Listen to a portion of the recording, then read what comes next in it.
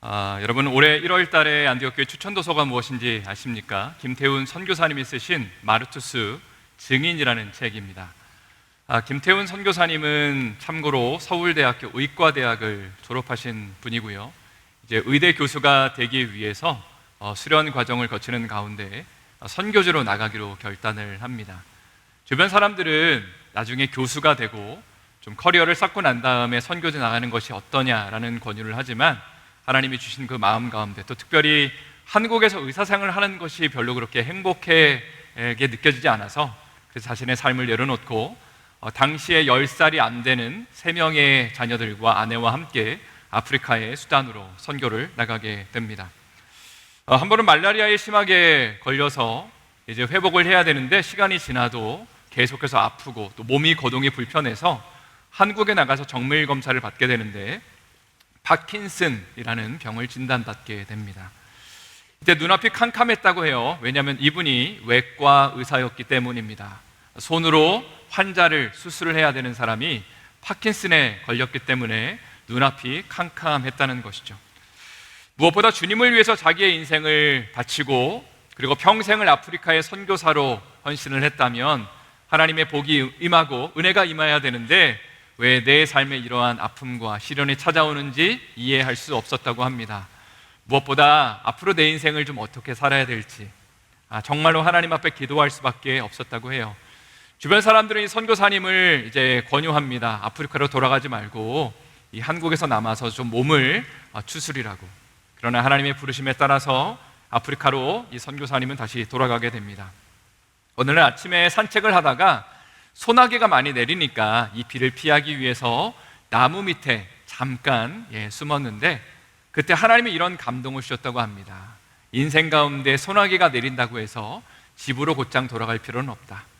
그러니까 너의 인생 가운데 지금 파킨슨이 걸리고 소나기가 내리는 것 같지만 그러나 당장 한국으로 돌아갈 필요 없다. 내가 너의 삶 가운데 이 그늘 같은 나무 그늘 같은 피할 길을 내겠다라는 음성이 들리게 되고요. 그래서 선교지에 남아서 주님의 증인의 삶을 살아가고 있다고 고백하였습니다. 성도 여러분, 제가 주보 칼럼에도 적었지만 오늘날 한국이나 미국의 교회는 여러 가지 위기의 상황들을 맞이하고 있습니다. 동성애나 낙태 그리고 마약이나 성윤리의 붕괴 등이 우리 크리스찬들의 위기감을 증폭시키고 있습니다.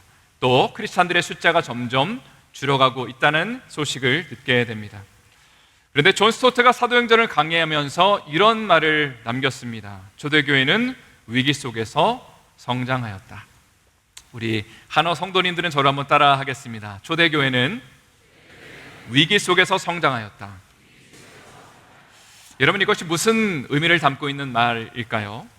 오늘 보면 사도행전 1장은 예수님께서 십자가에서 못 박히시고 부활하신 후에 제자들과 함께 40일의 시간을 보내는 가운데 제자들이 이런 질문을 던지는 장면을 담고 있습니다. 6절 말씀을 제가 읽어드리도록 하겠습니다. 그들이 모였을 때 예수께 여쭈어 이르되 주께서 이스라엘 나라를 회복하심이 이때니까 하니. 이스라엘 나라를 회복한다라는 표현이 등장합니다. 당시 2000년 전에 팔레스타인 땅은 로마 제국에 의해서 다스림을 받고 있었습니다.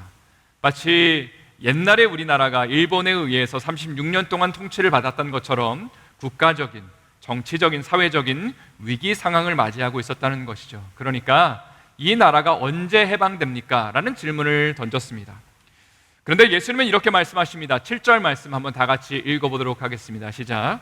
이르시되 때와 시기는 아버지께서 자기의 권한에 두셨으니 너희가 알 바 아니요. 예수님은 좀 서운함, 섭섭한 얘기를 하고 계시죠. 너희가 몰라도 돼. 너희 알 바 아니야 라고 말씀하시는 겁니다. 우리의 삶에서도 절박하고 힘든 문제들 앞에 우리가 이렇게 기도를 하곤 하죠. 하나님, 언제 이 문제를 해결해 주실 겁니까? 언제 주님의 때가 임하는 겁니까? 라고 주님 앞에 질문을 드리지만 예수님은 너무나 자주 우리에게 말씀을 하시는 겁니다. 몰라도 돼. 별로 중요한 게 아니야 라고 말씀하시면서 오늘 본문의 8절 말씀을 도전하시는 것이죠. 8절 말씀 한번 다 같이 또 읽어보도록 하겠습니다. 오직 성령이 너에게 임하시면 너희가 권능을 받고 예루살렘과 온 유대와 사마리아와 땅끝까지 이르러 내 증인이 되리라 하시니라. 맨 처음에 오직이라는 단어가 등장하는데 저에게는 이 말씀이 이렇게 와 닿습니다. 지금은 이해되지 않을지라도 너희가 성령만 받게 된다면, 오직 성령님만 임하시게 된다면 너희가 지금 고민하는 것들이 별로 중요하지 않게 될 거고 너희가 내 증인의 삶을 살게 될 거야 라고 그렇게 도전하시는 것 같습니다. 실제로 제자들은 마가의 다락방에서 이 말씀에 임한 이후에 10일 동안 열심히 기도를 하게 되고요, 성령이 임하게 됩니다. 신기한 것은 제자들이 고민했던 문제가 이 당시에 하나도 해결되지 않았습니다. 다시 말해서 이스라엘이 여전히 로마 제국의 지배 가운데 놓여 있었다는 것이죠. 그러나 제자들은 그들의 삶 가운데 고민했던 이슈들을 뒤로하고 예수님이 예언하신 것처럼 예루살렘과 온 유대와 사마리아와 땅끝까지 이르러 주님의 증인의 삶을 살게 됩니다. 여러분, 이것이 어떻게 가능했다고 생각하십니까? 마태복음 7장에 보면 예수님이 기도에 대해서 가르치시면서 이런 말씀을 하십니다. 아버지께서 기도하는 자에게, 구하는 자에게 가장 좋은 것을 주시지 않겠느냐. 여러분의 인생 가운데 가장 좋은 것을 받는 것이 무엇을 의미하나요?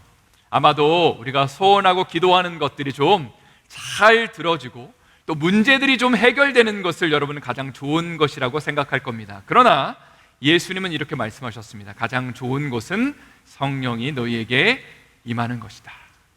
가장 좋은 축복은 바로 성령 하나님이 너희와 함께 하시는 것이다 라고 말씀하는 것입니다.